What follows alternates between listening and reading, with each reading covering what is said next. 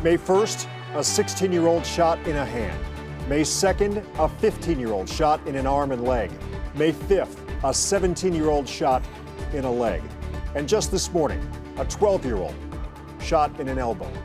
The boy telling police he was walking near West 98th and Western around 3:30 in the morning when someone fired shots from a passing vehicle. Now, so far, there have been 4 shootings involving kids in Cleveland this month alone.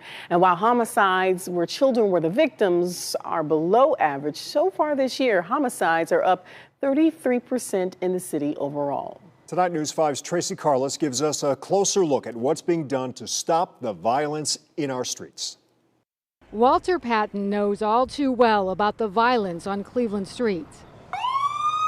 Patton served time in prison on weapons and drug charges, but since getting out 9 years ago, he's taking steps to stop it, starting with the children. What was your painting about? He started a nonprofit called Art Not Violence in an attempt to keep kids off the streets and out of gangs. I think it's a generational problem where the fathers probably was in the same gang, the uncles, the brothers, so what they see in their community is what they're going to do. Violent crime is up in cities across the country, including Cleveland. Since the beginning of this year, police reports show there have been at least 14 shootings in the city involving children under 18.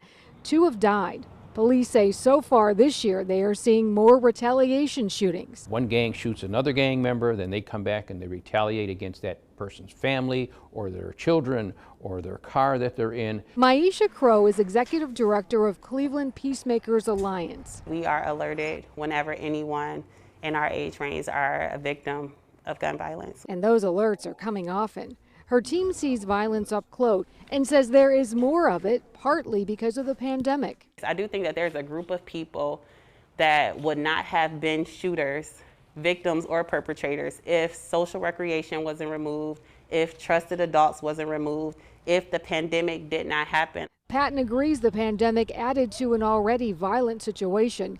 He was born, raised, and still lives in the Central District neighborhood. He says it's important to young people that a role model be present where they are. Some of them come knock on my door, ring the doorbell. I come outside, if they see me on social media, because I'm very active on social media.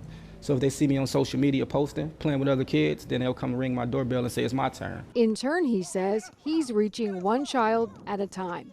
In Cleveland, Tracy Carlos, News 5.